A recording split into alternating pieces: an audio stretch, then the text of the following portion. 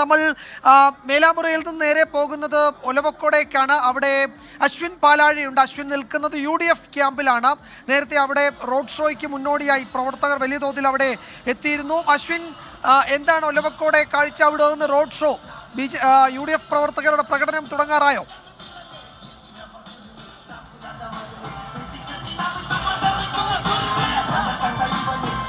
വിജയകുമാർ, ഇവിടെ പറഞ്ഞറിയിക്കാൻ കഴിയാത്ത ആവേശമാണ് വിജയകുമാർ നമുക്ക് ഈ ഒലവക്കോട് നിന്ന് കാണാനാവുന്നത്. ഏതാനും നിമിഷങ്ങൾക്കകം ഞാൻ ഈ നിൽക്കുന്ന ഒലവക്കോട് റെയിൽവേ സ്റ്റേഷന് സമീപത്തു നിന്ന് ഒരു വമ്പൻ റോഡ് ഷോ ആയാണ് ആരംഭിക്കുക UDFന്റെ ക്യാമ്പ്.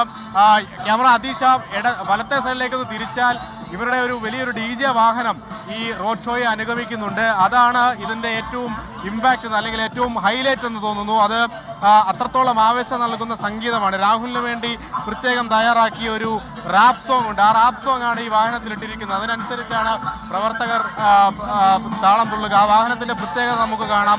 സംഗീതവും ഒപ്പം അതിനൊപ്പം DJ ലൈറ്റുകൾ കൂടി സജ്ജീകരിച്ച വാഹനമാണ്. അത് വളരെ ആവേശം നൽകുന്ന, പ്രവർത്തകരെ സംബന്ധിച്ച് അവർക്ക് വലിയ ആവേശം നൽകുന്ന ഒരു വാഹനമാണ്. ഒപ്പം ബാൻഡ് മേളമുണ്ട്, നാസിക്കോളുണ്ട്, ചെണ്ടമേളമുണ്ട്. അങ്ങനെ ഒരുപാട് സംവിധാനങ്ങൾ, ഒരുപാട് ഇന്ന് കൊട്ടിക്കലാശം പൊളിച്ചെടുക്കാനുള്ള എല്ലാ സംവിധാനങ്ങളും UDF ക്യാമ്പിൽ സജ്ജമാണ് എന്നുള്ളതാണ് നമുക്ക് കാണാൻ കഴിയും.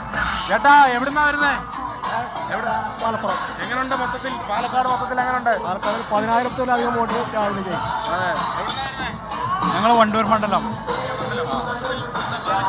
പാലക്കാട് കുഴപ്പമില്ല. എങ്ങനെ ഞങ്ങൾ 12 ആൾ വന്നു. ഇങ്ങനെ പല പ്രദേശങ്ങൾ. എന്താ അവസ്ഥ? ഞങ്ങളോ ഒരു 15,000 വോട്ടിൽ കൂടുതൽ ഞാൻ ജയിക്കും. 15,000 ഉറപ്പാണ്. കുറവല്ലേ? കുറവല്ല. UDF ക്യാമ്പ് പറയുന്നത് ആവശ്യം ഏറ്റവും കുറച്ച് പറഞ്ഞതാണ്. മനസ്സിലായില്ലേ? അത് കൂടുതൽ കമ്മിയാവില്ല. 15,000 വോട്ടെന്ന് പറയുന്നത് എത്ര ഉണ്ടാവും? 15,000-ന് മേലേക്ക് പ്രതീക്ഷിക്കാം. 15,000-ന് മുകളിലാണ് ഉണ്ടാവും. ഞങ്ങളെ ഏറ്റവും താന്തത് പറഞ്ഞത് മാത്രമേ ഉള്ളൂ. 15-ന്റെ മുകളിൽ പ്രതീക്ഷിക്കാം. ഓക്കെ, എന്തായാലും വലിയ വിജയപ്രതീക്ഷയൊക്കെയാണ് വിജയകുമാർ ഒരു പങ്കുവെക്കുന്നത്. 15,000-ന് മുകളിൽ വോട്ടുകളുടെ ഭൂരിപക്ഷമാണ് പറയുന്നത്. എന്തായാലും UDF ക്യാമ്പ് വലിയ ആവേശത്തിൽ മുന്നോട്ട് പോവുകയാണ്.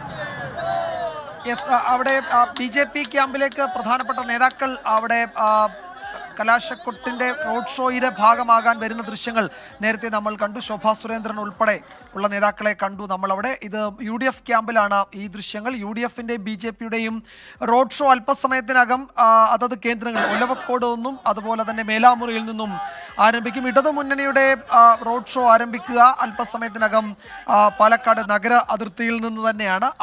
ശ്രീജിത്ത് ശ്രീകുമാരൻ വിവരങ്ങൾ നൽകാൻ അല്പസമയത്തിനകം അവിടെ നിന്ന് ചേരുന്നുണ്ട്. BJP പ്രധാനപ്പെട്ട നേതാക്കൾ, ഇപ്പോൾ സംസ്ഥാന അധ്യക്ഷനും അതുപോലെ തന്നെ ശോഭാ സുരേന്ദ്രൻ ഉൾപ്പെടെയുള്ള പ്രധാനപ്പെട്ട നേതാക്കളും ഈ റോഡ് ഷോയുടെ ഭാഗമാകുന്നുണ്ട്. കോൺഗ്രസിൽ അവിടുത്തെ ജില്ലാ നേതാക്കൾ ഉൾപ്പെടെ പ്രതിപക്ഷ നേതാവൊക്കെ ഇന്ന് പാലക്കാട്ടുണ്ട്.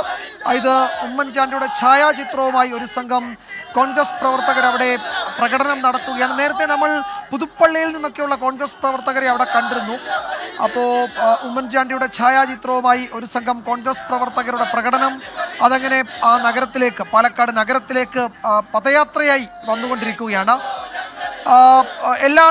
എല്ലാ വഴികളും പാലക്കാട് കോട്ട മൈതാനിയുടെ ഭാഗത്തേക്ക്, സ്റ്റേഡിയം ബസ് സ്റ്റാൻഡ് ജംഗ്ഷനിലേക്കൊക്കെയാണ് എല്ലാ വഴികളും നീങ്ങുന്നത്. നഗരം നിറഞ്ഞ് വലിയ മനുഷ്യ മഹാസമുദ്രമായി ഈ രാഷ്ട്രീയ പാർട്ടികളുടെ പ്രകടനങ്ങൾ, റോഡ് ഷോകൾ മാറാൻ ഇനിയും മണിക്കൂറുകൾ മാത്രമേ ഉള്ളൂ. ഇപ്പോൾ 3:30 കഴിയുന്നു. അപ്പോഴേക്കും പ്രധാനപ്പെട്ട കേന്ദ്രങ്ങളിലൊക്കെ വലിയ ജനത്തിരക്ക് ഇതിനോടകം അനുഭവപ്പെട്ടിട്ടുണ്ട്. കോൺഗ്രസിൻ്റെയും BJPയുടെയും UDFൻ്റെയും NDAയുടെയും പ്രകടനങ്ങൾ, റോഡ് ഷോകൾ ഇതിനോടകം പല കേന്ദ്രങ്ങളിൽ നിന്നായി ആരംഭിച്ചിട്ടുണ്ട്. മേലാമുറിയിൽ നിന്ന് NDAയുടെ പ്രകടനവും അതുപോലെ തന്നെ ഒലവക്കോട് നിന്ന് UDFൻ്റെ പ്രകടനവും ആരംഭിച്ചിട്ടുണ്ട്. ആ ദൃശ്യങ്ങളാണ് നമ്മൾ കാണുന്നത്.